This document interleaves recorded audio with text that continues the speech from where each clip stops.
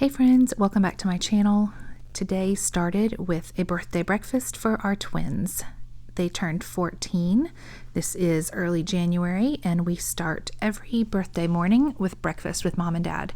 So they chose Waffle House and we spent the first hour or so enjoying breakfast with them before we got a very busy and productive day started.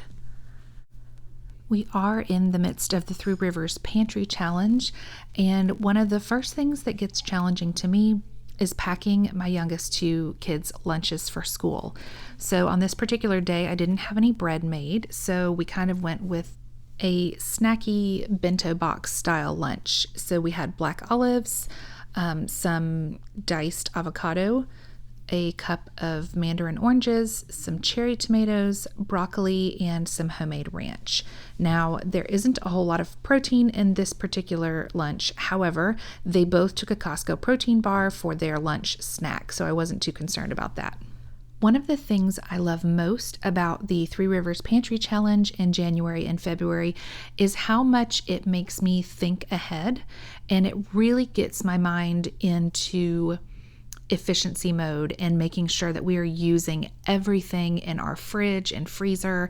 And I don't know, I just find that I get more creative in January and February rather than the ruts I get stuck in throughout the rest of the year with regards to meal planning or maybe letting things go bad in the fridge. So on this particular day, I wanted to finally, I've been talking about it for like over a year, pressure can split pea soup. I didn't put any meat in it. Oftentimes with split pea soup, you have some ham or bacon, and I did not add any of that. I could always add a little bit of meat when I heat it up to eat, but I just wanted to can it with onions and diced carrots and some garlic and salt and pepper. So I started by doing, chopping the vegetables and getting those sauteing. I added some minced garlic from the fridge, let those cook down for a bit. I also washed my split peas, seasoned my vegetables, and then I decided to go ahead and dice up the remaining baby carrots from this bag because it was getting fairly close to the use by date and nobody's going to eat them if they get slimy or gross.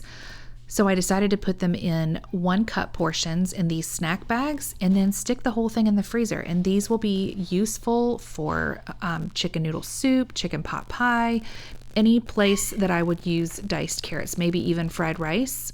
So now I've got, 6 cups of diced carrots that will go in the freezer. Another thing I did, because the twins had asked for breakfast for dinner the night before for their birthday dinner with the family, I made a huge batch of waffles, and the whole purpose was to have leftovers that we could freeze and stick in the freezer and basically use as like Eggo waffles, which I'm not sure if I've ever purchased those a day in my life, Eggo waffles. But I like the idea, and so my thought process was, aside from trying to use this quart silicone bag, which I clearly found out was not going to work, the plan was you can grab a couple of these out of the freezer and stick them in the toaster, and that is a quick and easy breakfast with some peanut butter or maple syrup.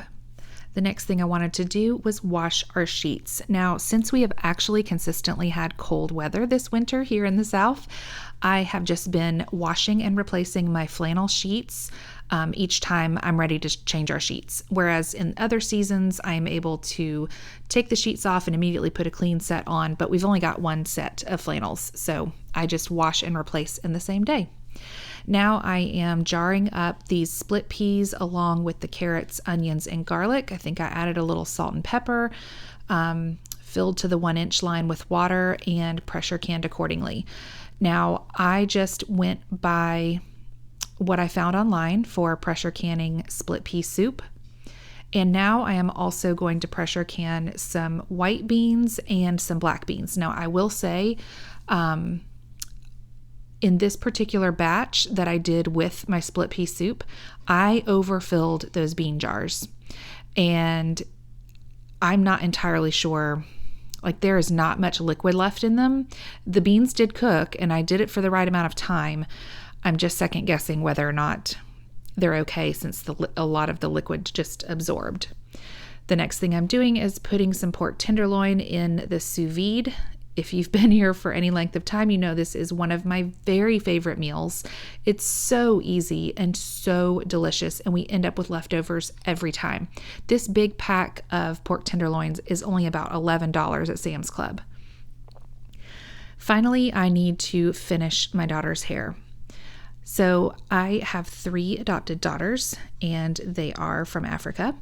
And I have spent the last 9 years doing their hair and learning different things to do with their hair. And as they've gotten older, I am starting to teach them how to take care of it themselves. And this summer, my biggest goal for the girls is to teach them how to do each other's hair so that it takes a little bit off of me. I have spent hundreds and hundreds, probably thousands at this point, of hours doing their hair over the last 9 years. So these are called box braids, and I add synthetic hair to her hair, and this style will last about 6 weeks, but it takes anywhere from 7 to 10 hours to do each time I need to redo them. They look beautiful, and I love that they last for several weeks, but it does take a toll on my back as I sit there all those hours.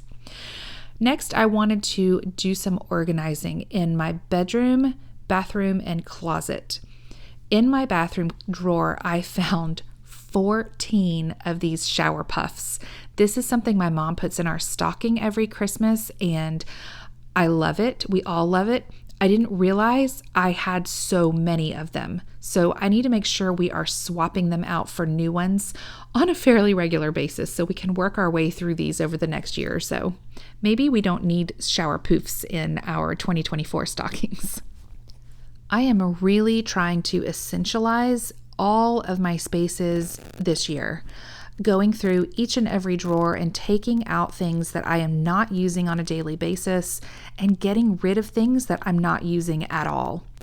I majorly cleaned out this drawer and got rid of quite a few face cloth things that I just never used. I got some new glasses that I have now kept the cases for, and then just a handful of bottles that I'm using on a regular basis as far as hair products. This drawer holds some of our extra toiletries like deodorant and toothpaste and eyeglass wipes. At one time, I kept these products in a cabinet in my closet, but I'm really glad that we have moved them to the bathroom and are utilizing this drawer that my husband otherwise didn't really use. Next, I moved on to the master closet.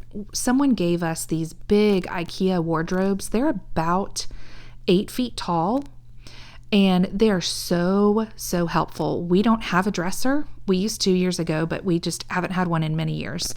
And these have been fantastic. But look how overloaded and disorganized they are. So I took quite a bit of time and purged my husband's t-shirts and underwear and pajama pants. And, as adults, we don't need 5 pairs of pajamas. Like, I need 2. Maybe even just 1, because I really just like to sleep in a t-shirt. So look how organized it is now. I even did my 7-year-old son, who keeps his clothes in our closet. I did his as well. So this drawer has his pajamas, underwear, and socks. This drawer, those front t-shirts are long sleeved and the back t-shirts are short sleeved because, let's face it, in South Carolina, you have to keep both year round. And his third drawer, it's pants in the front and shorts in the back. And let me tell you, I did this like 2 weeks ago and it still looks like this. It's amazing how much simpler it is to put things away when you have the proper space for it. And it's not visually overwhelming. This picture looks awfully random, but it totally made me smile. My first 3 children were boys. They are all now grown. Well, my third is 16, but the other 2 are out of the house. And then we had girl, girl, girl, girl. And Charlie was a sweet surprise, baby number 8, and he is now 7 years old, but it has been such a blessing to have one last little boy.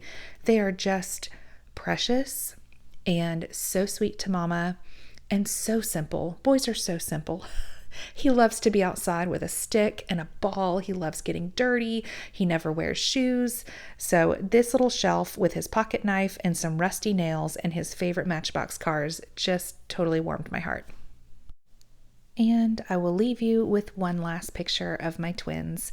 They were about 6 years old in this picture, and I just can't believe they are 14. It is just one of my favorite pictures of them. Thanks for watching.